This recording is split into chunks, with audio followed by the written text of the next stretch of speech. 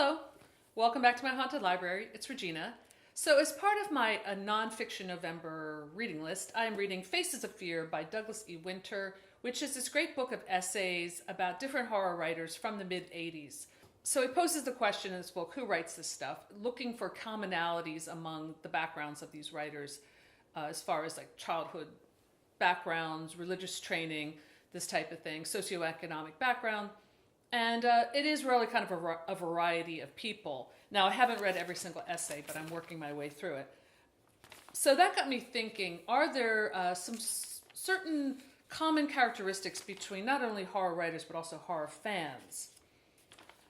In other words, like, are we twisted? The actress Margot Kidder, God rest her soul, was friends with Brian De Palma, friends and lovers. They actually worked on a film together called Sisters, which is very good, one of his early films.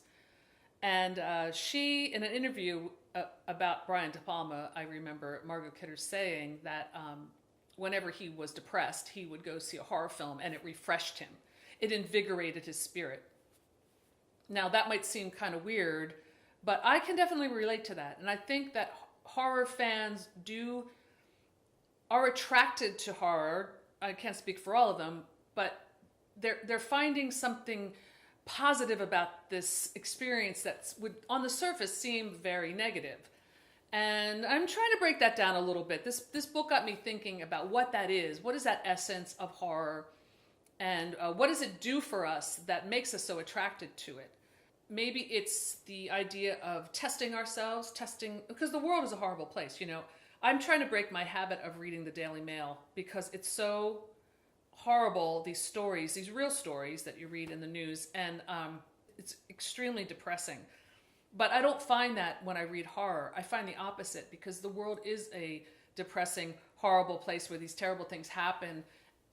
But when you read horror or watch a horror film, you're having that catharsis that Aristotle wrote about. You know, you're confronting your fears, but in a safe way. And I think that is, for me, and for a lot of us, the appeal of horror. There's also the sex horror intersection, which is very much represented in like Clive Barker's work. Clive Barker's like one of the sexiest horror writers that ever lived. I find the idea of sex and ritual and mystery and the forbidden elements of sex irresistible. It doesn't mean that you're a violent person. In fact, I think it's just the opposite. The people that I know who love horror are very gentle people. So it doesn't mean that you like violence. It's usually the opposite. You're scared and maybe a little neurotic, and it helps you confront your fears. Just my opinion. So going back, I'm thinking about like what was my first thrill, my first horror moment that I can experience, where I consumed like a work of horror art and felt something really intense. So for me, my first time was a film called Tarantula.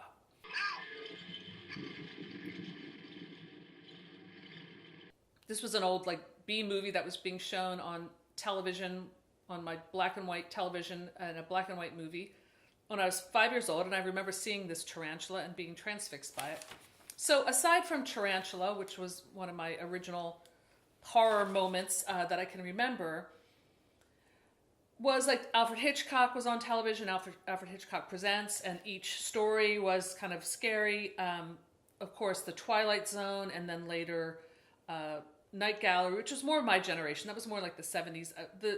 I was a little young for the Twilight Zone, but they would show reruns, which I would watch. Edward Gorey. Edward Gorey was a major influence on my love of the macabre more than like horror.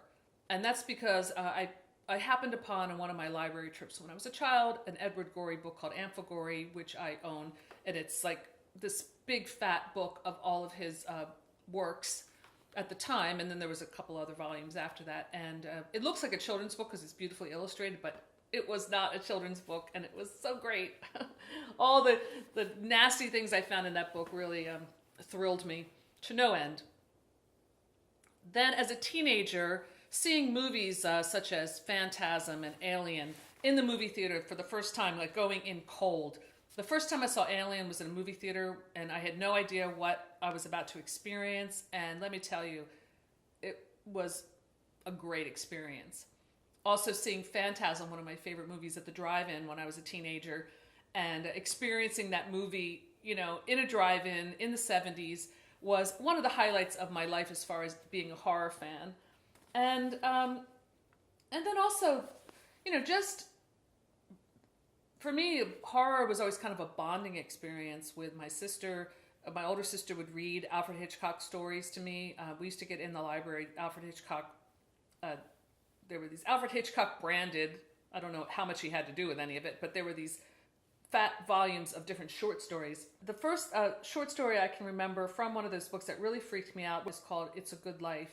A really, really terrifying short story about a little boy who is able to read people's minds and has had the entire town is terrified of this child. And when he reads your mind and he reads that you're thinking something negative about him or trying to get out of the town, he'll think you into the cornfield, which is this oblivion of nothingness, like hell.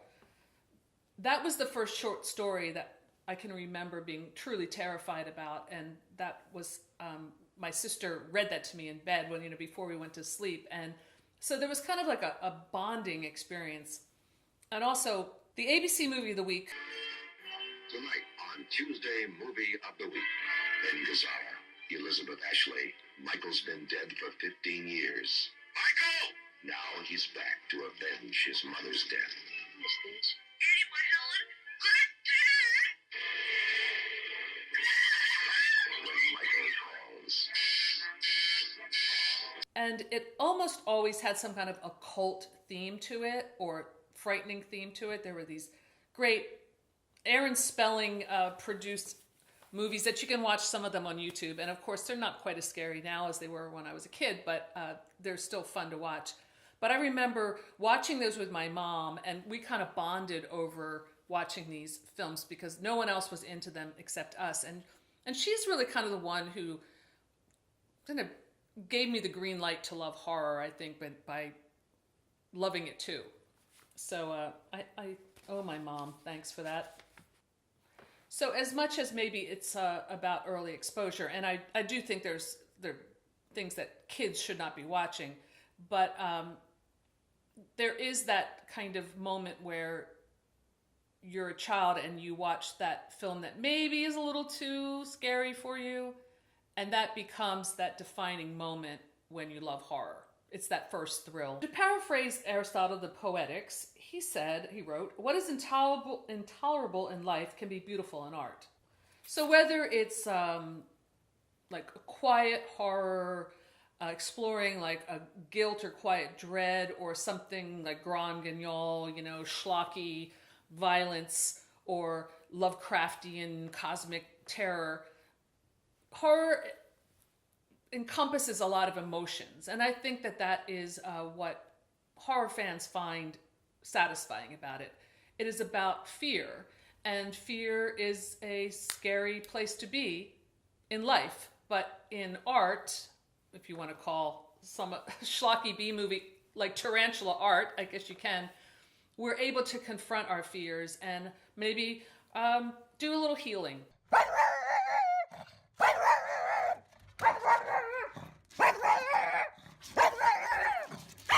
So if you are a horror fan, I'd love to hear in the comments below, what was your first scare? Like, what was the movie or the film or TV show that freaked you out and made you a horror fan? I think for all of us, there is that first defining horror thrill that we'll never forget.